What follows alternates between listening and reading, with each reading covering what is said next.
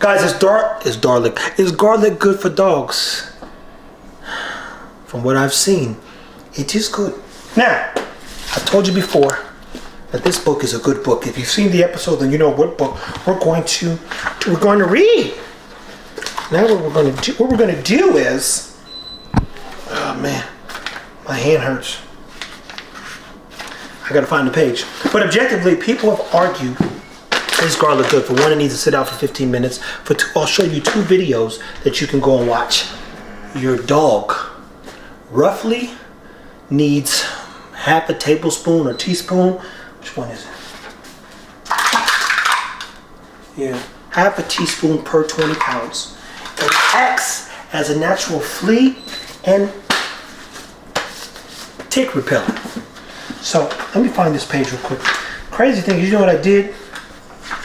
I highlighted it, but I did not. Oh, there we go. Oh, that's on there. I did.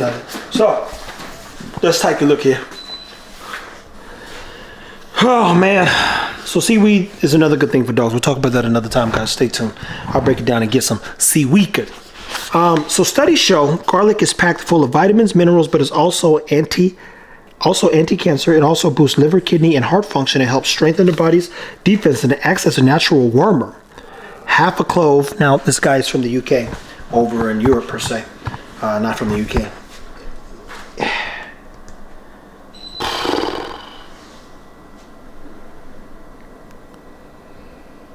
You know, for you to even be concerned with a dog potentially getting sick off of garlic, you would have to give the dog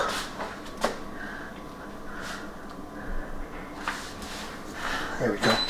Guys, I'm like an old man, I lose everything. You'd have to give the dog 7, that's 1, 2, 3, 4, 5, 7 cloves, and that's for a 10-pound dog. So if you gave a 10-pound dog 7 cloves, it would potentially be somewhat toxic, but the toxicity can kill it.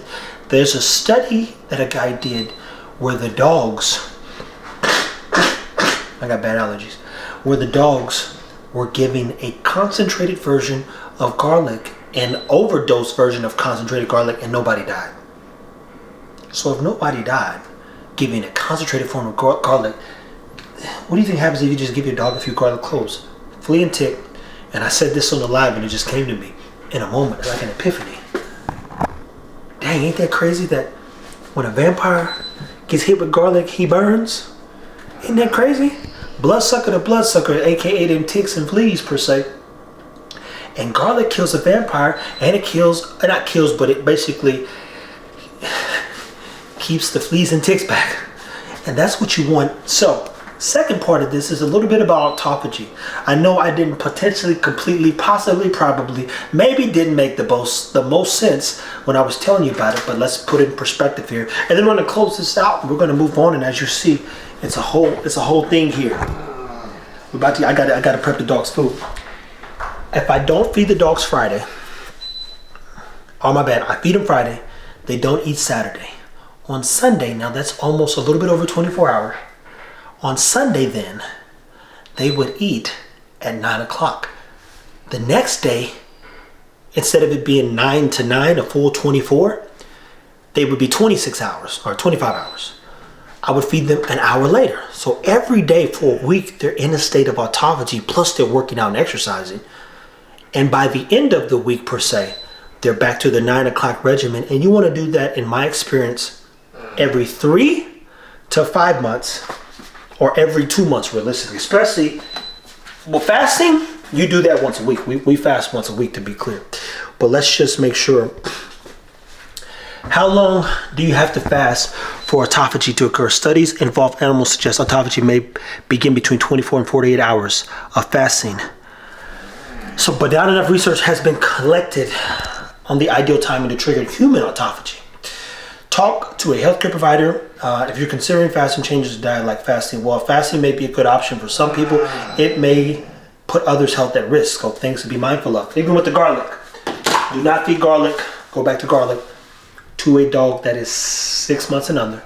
Don't feed any lactating females. and don't feed to any pregnant females.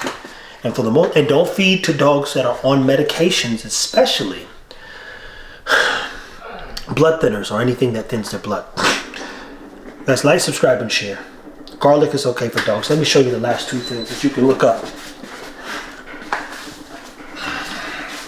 So these are two videos I would recommend. Is garlic toxic? Dr. Rodney, is garlic toxic for dogs? Him and Dr. Karen Becker do a good job, and this guy does a good job of explaining it. And the dose is really important, and that is why this initial study on dogs and So they do a good job of breaking it down. I read it to you in the book. I go and read everything. I told you I don't like guessing. I'm not good at guessing. Guessing ain't never did nothing for me. Ain't gonna do nothing for you neither. The more we know, the better we can be, and ignorance is not an excuse. Stay tuned, take care of your dogs, and as always, thank you for watching.